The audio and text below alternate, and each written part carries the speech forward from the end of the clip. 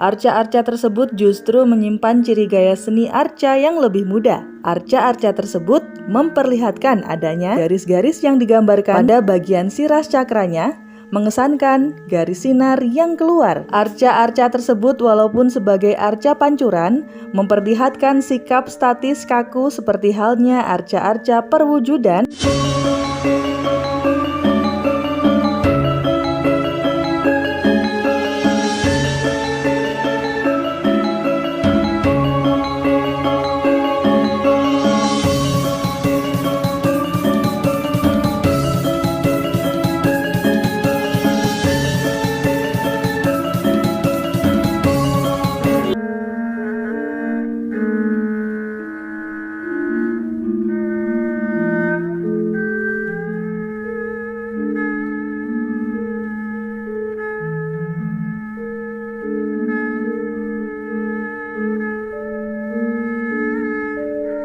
Bangunan petirtaan belahan disebut Dharma Patapan Pawitra dan sangat mungkin didedikasikan bagi raja sebelum Sindok, yaitu Wawa atau Rakrian Bawang yang merupakan ayahanda dari Sri Prameswari Dyah Kebi yang merupakan istri dari Mpu Sindok.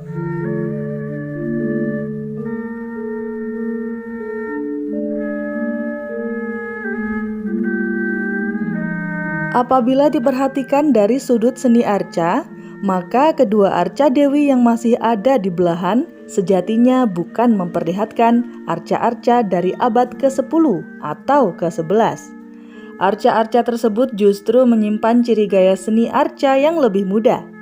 Arca-arca tersebut memperlihatkan adanya garis-garis yang digambarkan pada bagian siras cakranya, mengesankan garis sinar yang keluar dari kepala arca. Sedangkan pada bagian belakang kepala arca juga digambarkan terdapat sebuah pita-pita yang dikibarkan secara simetris di sebelah kanan dan sebelah kiri kepala.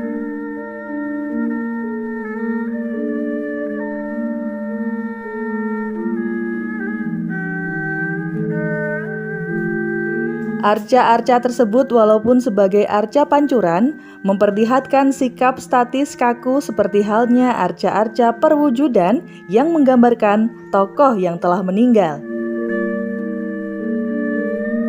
Ciri-ciri arca tersebut adalah hal yang lazim dijumpai pada arca-arca zaman Majapahit pada abad ke-14 Masehi. Selain itu, ukuran tinggi arca kurang lebih sama dengan arca Parwati dari Candi Ngrimbi dan juga arca Harihara dari Candi Simping, yaitu sekitar 2 meter. Garis-garis yang keluar dari kepala arca juga dijumpai pada arca Harihara, arca Parwati, dan arca-arca perwujudan zaman Majapahit yang lainnya, bahkan yang berasal dari abad ke-15 Masehi. Garis-garis itu hendak menyatakan kesucian tokoh arca yang disebut dengan Sinar Majapahit.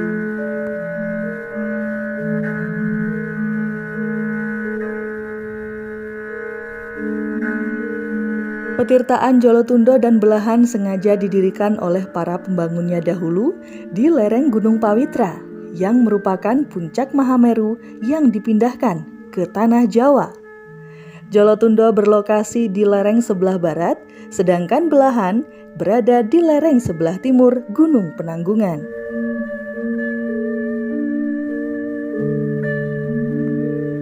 Air yang memancar dari kedua petirtaan tersebut sebenarnya adalah air amerta yang seakan-akan keluar dari tubuh Mahameru. Air amerta merupakan air yang diperlukan dalam kehidupan manusia dan juga para dewa. Air itu dapat digunakan untuk berbagai kebaikan manusia.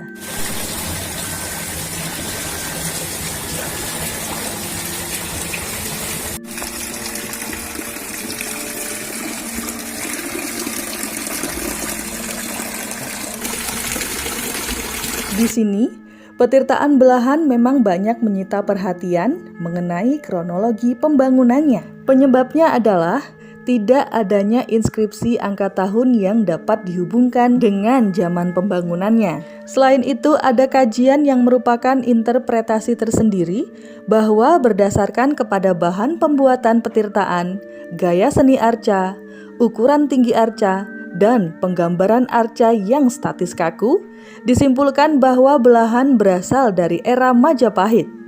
Sangat mungkin dari masa awal Majapahit menuju kemegahannya di paruh pertama abad ke-14 Masehi. Mungkin dalam era pemerintahan Ratu Tribuana Tunggadewi, yakni 1328 sampai 1351 Masehi, yang juga digambarkan sebagai arca Dewi Parwati di Candi Ngerimbi.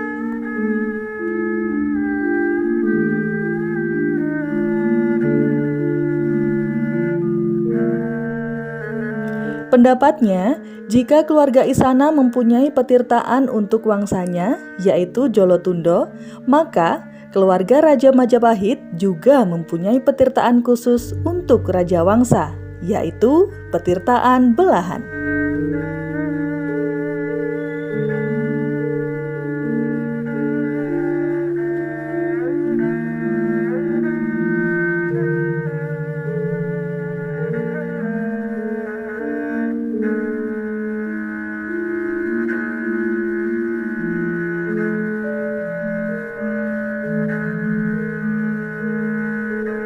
Wangsa Isana akhirnya dapat dikalahkan oleh Wangsa baru yang dikembangkan oleh Ken Anggrok, yakni Raja Sawangsa. Setelah dikalahkannya Kertajaya Raja Kadiri terakhir oleh Ken Anggrok dalam pertempuran di Desa Ganter tahun 1222, anak keturunan Ken Anggrok yang memerintah di zaman Singasari hingga Majapahit tentunya akan membuat petirtaan tandingan di lereng Pawitra yang keramat tersebut. Pendapatnya, jika Jolotundo milik Isana Wangsa, maka Candi Belahan milik Raja Sawangsa. Lokasi belahan di lereng timur Pawitra menandakan arah terbaik, sebab di arah timur tempat bersemayamnya Indra, dewa yang menjadi rajanya para dewa. Indra adalah simbol penguasa.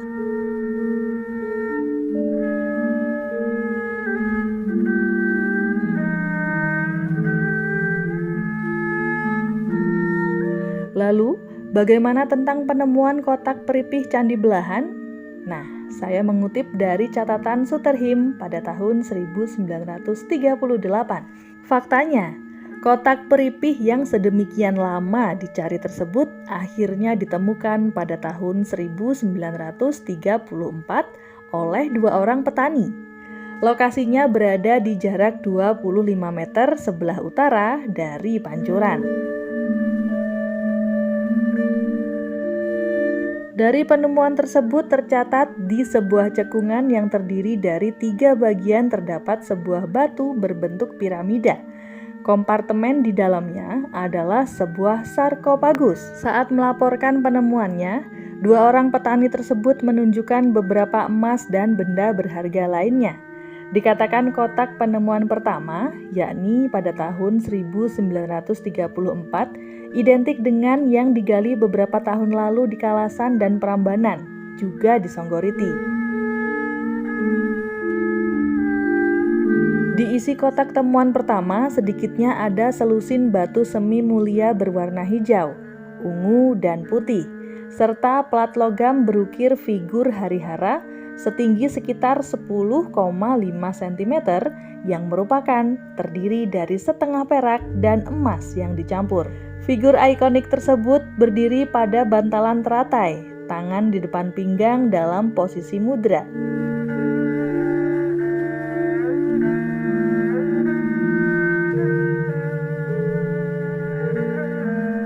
Lanjut di penemuan kedua, ini terjadi pada tahun 1937 selama pembersihan Patirtan yang lebih kecil dan agak jauh dari situs lama. Logam itu terletak di antara batu-batu dan tampaknya terjatuh ketika para penggangsir tak dikenal dulu menggali dan menjatuhkan atau membuang benda ini.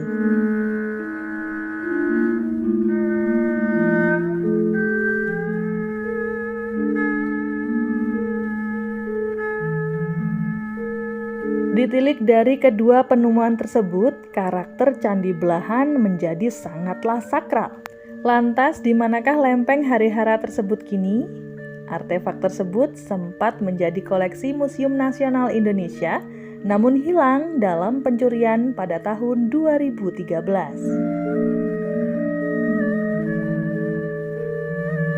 Baiklah Sobat Budaya, demikian tadi beragam opini dan informasi tentang Candi Belahan yang dapat kami rangkum. Janganlah menjadikan perbedaan opini sebagai bahan perdebatan ya. Yang terpenting sekarang adalah tetap menjaga dan melestarikan peninggalan asli para leluhur kita. Salam budaya, salam Nusantara, Rahayu.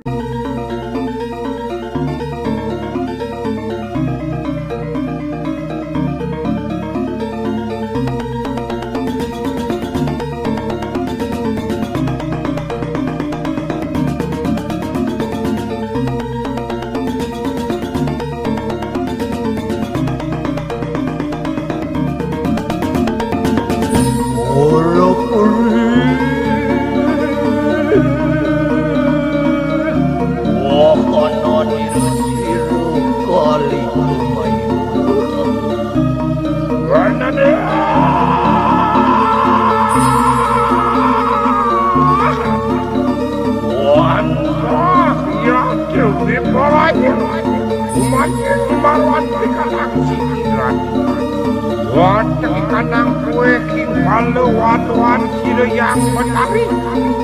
Berede, uri